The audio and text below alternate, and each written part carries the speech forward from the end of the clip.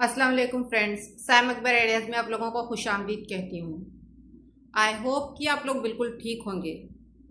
तो आज का मेरा टॉपिक ये है कि चुगली करना, बैक बाइटिंग करना, किसी के बारे में पीछे बात करना या तो फिर किसी के बारे में किसी और से जाके बात करना।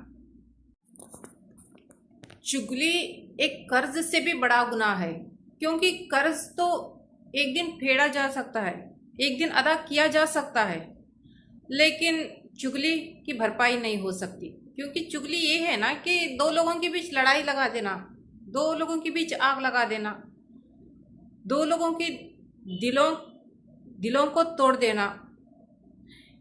तो हमारे इस्लाम में तो यही कहा जाता है ना कि दो लोगों को मिलाना चाहिए, ना कि दो लोगों के बीच झगड़ा लगाना चाहिए। तो इसके रिलेटेड मैं आपको आप लोगों को एक छोटी सी स्टोरी सुनाना चाहती हूँ। किसी गांव में एक आदमी अपने नौकर की बोली लगा रहा था। आदमी नौकर की बोली लगा रहा था कि मार्केट में ना कह रहा था कि ये ले लो मेरा नौकर बहुत अच्छा है, इसके अंदर तो कुछ भी ऐब नहीं है, बस ये चुगली करता है, यही इसकी खामी है, अदरवाइज ये तो बहुत अच्छा नौकर है। तो रास्ते से गुजरता हुआ एक इंसान इस आवाज को सुन के उसने कहा, चुगली तो आजकल आम है, हर कोई करता है, बस इतनी सी बात। तो मैं इस नौकर को खरीदूंगा और कामकाज में मेरी बीवी की थोड़ी सी मदद हो जाएगी। तो उसने उस नौकर की बोली को कबूल किया और उसे अब खरीद के अपने घर ले गया और घर जाके अपनी बीवी से कहने लगा कि ये देखो मैं तुम्हारे लिए क्या लाया हूँ, ये आज से तुम्हारे हर काम में तुम्हें मदद करेगा, ये आज से हमारा नौकर है। इसका मालिक तो इसके बहुत बड़े बड़े गुण गा रहा था, बस इसके अंदर कोई भी ऐब नहीं है, बस थोड़ा सा चुगली करता है, अदरवाइज ये तो बहुत अच्छा नौकर है, आज से इसे तुम संभालो, तुम्हारा जो भी काम होगा ना इस नौकर से कहलवा के सब काम करवा लो। तो मालकिन भी बहुत खुश हो गई, वो आदमी की बीवी बहुत खुश हो गई। वैसे कुछ ही दिन बीते थे, नौकर अपना काम पूरे ईमानदारी से कर रहा था और उस काम को देखकर बीवी भी तो बहुत खुश थी और बीवी की खुशी देख के शौहर भी खुश था, मालिक भी खुश था। बस थोड़े ही दिन बीते थे कि नौकर ने अपना रंग दिखा दिया कि वो तो अपने आदत से मजबूर था, चुगलखोर था। एक दिन मालकिन के पास आया और कहने लगा, मालकिन मुझे ना मालिक पर बहुत ज़्यादा शक है, क्योंकि मैं तो आपकी शादीशुदा ज़िंदगी बचाना चाहता हूँ, क्योंकि मालिक हर रोज़ सुबह उठ के ना किसी औरत से मिलने जाते हैं। ये मैं कह रहा हूँ इसलिए क्योंकि आपकी शादीशुदा ज़िंदगी बच जाए, तो आप ध्यान रखिए।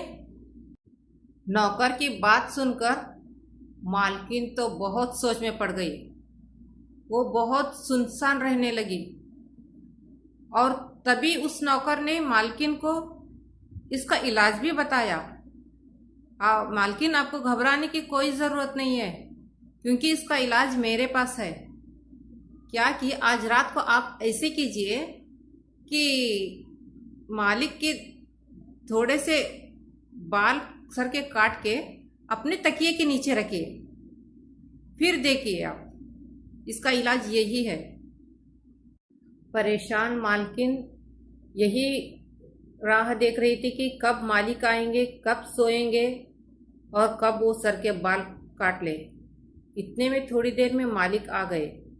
मालिक आने के बाद नौकर फटाफट से मालिक के पास चला गया और मालिक से जाके कहने लगा कि मालिक, मुझे आपकी बीवी पे शक है, क्योंकि वो आपको जान से मारना चाहती है ताकि वो दूसरी शादी कर ले। तो इस बात को सोच के मालिक शॉक हो गए, वो हैरान परेशान हो गए। वो कहने लगे, आखिर मेरी बीवी मुझसे ऐसा क्यों करने लगेगी? पता नहीं मालिक, वो दूसरी शादी करना चाहती है, क्योंकि वो आपको मारना चाहती है।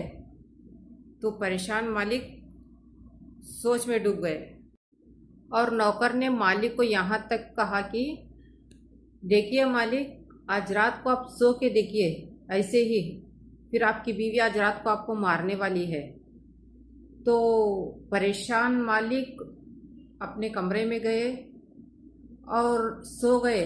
नींद तो नहीं आ रही थी, ऐसे ही सोने के जैसा नाटक किया।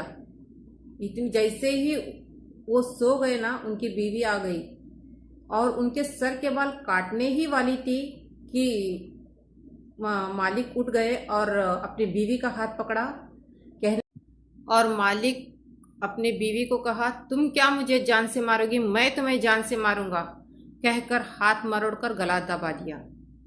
तभी मालकिन की मौत हो गई। ये बात मालकिन के घर वालों को पता चल गई और उन्होंने आके मालकिन को मारने के इल्ज़ाम में मालिक को भी मार डाला। तभी मालिक के घर वालों को पता चल गई कि मालकिन के घर वालों में ने मालिक को भी मार दिया। तो इसके वजह से दो खानदानों में लड़ाई झगड़े हो गए। 20 लोगों की जान चली गई। झगड़ा ख़त्म होने का नाम ही नहीं ले रहा था। तो अल्लाह के रसूल ने फरमाया, चुगली करना बहुत बड़ा गुनाह है और आखिरत में इसकी बहुत बड़ी सज़ा है। तो अल्लाह ताला हमें किसी चुगली करने से बचाए और चुगली सुनने से बचाए। आई होप कि आप लोगों को ये स्टोरी बहुत पसंद आई होगी। हम सब मिलके उम्मत मुसलमान के लिए दुआ करेंगे। अल्लाह हाफिज़।